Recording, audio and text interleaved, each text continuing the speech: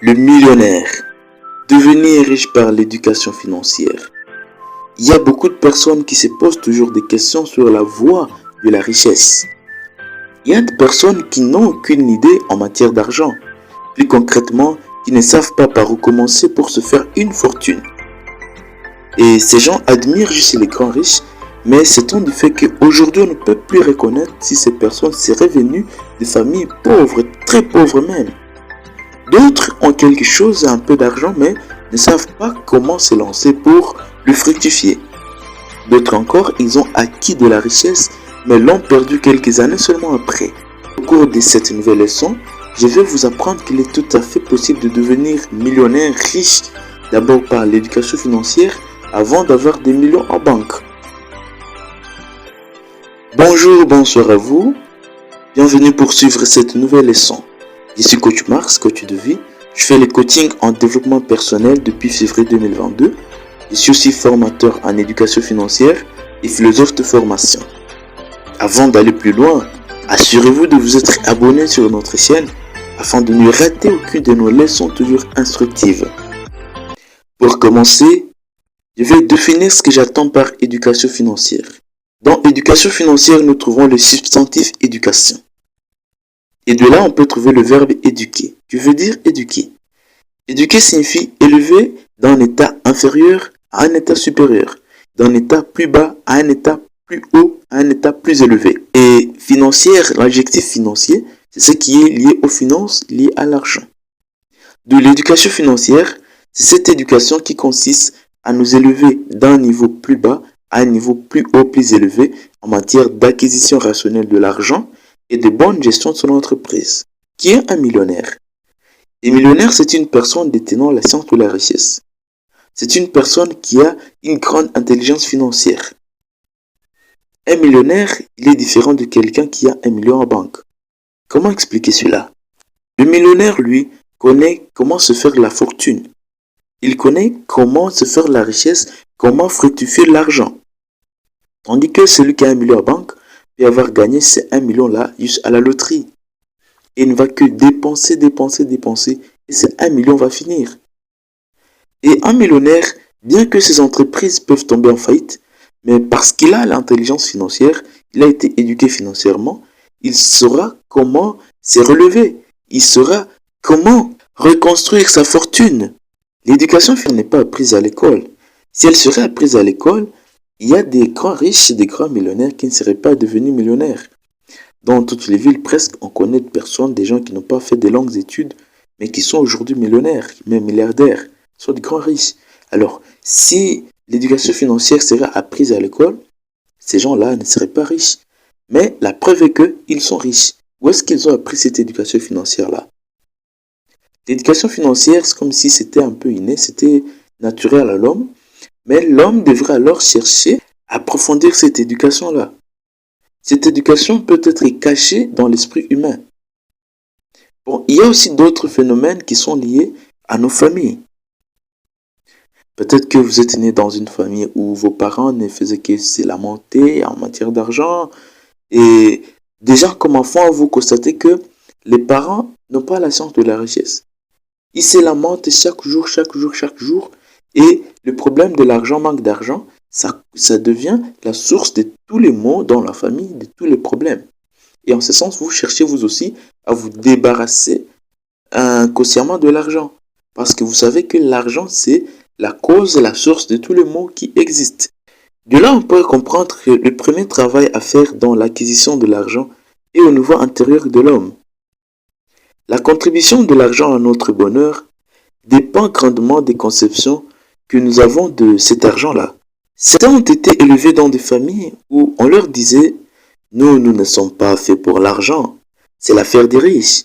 Et vous les enfants, vous ne devez pas trop vous rapprocher des riches parce que nous n'avons pas un même statut social qu'eux. » Cette conception crée un gouffre entre les riches et les pauvres, un grand trou entre les riches et les pauvres.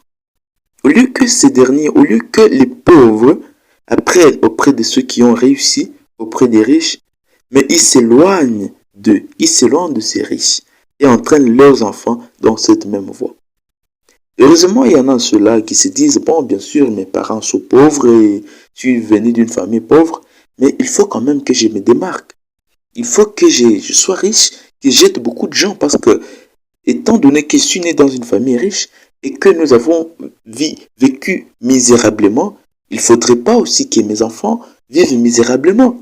Il faudrait que nous soyons heureux et que l'argent contribue à notre bonheur, que nous ayons beaucoup d'argent et ainsi de suite.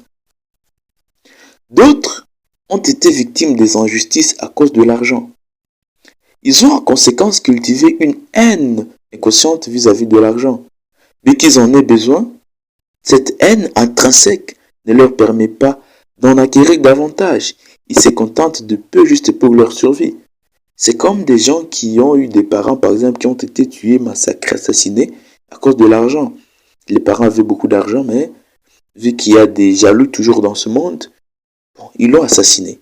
Et alors, on peut développer inconsciemment une haine contre l'argent.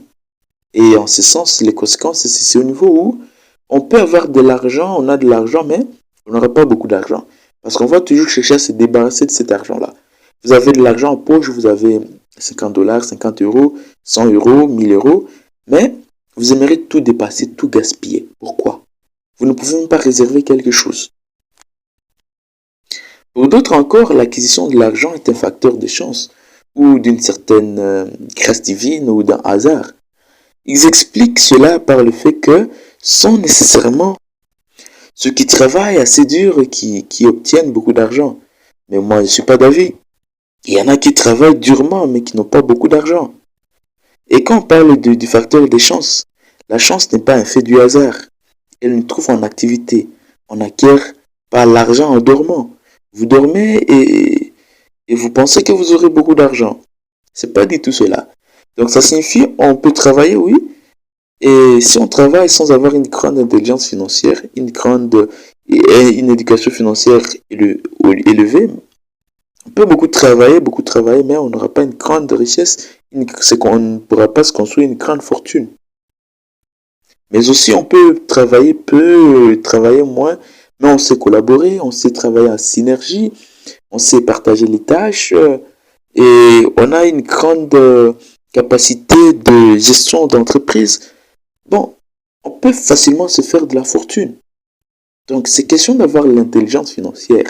C'est cette intelligence qui nous permet d'être riches, de gagner beaucoup d'argent. Les conceptions par rapport à l'argent sont nombreuses et ces conceptions ont des conséquences dans notre vie financière.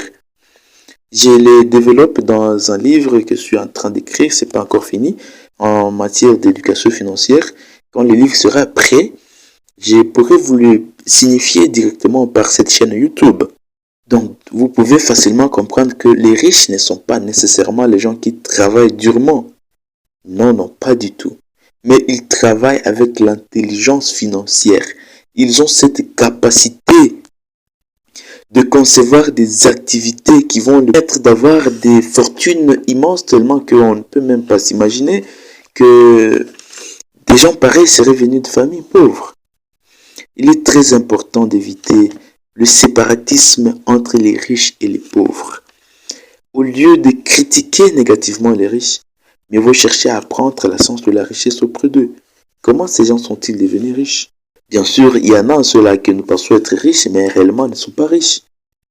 Dans le même livre, je parle aussi du riche, qui est riche réellement.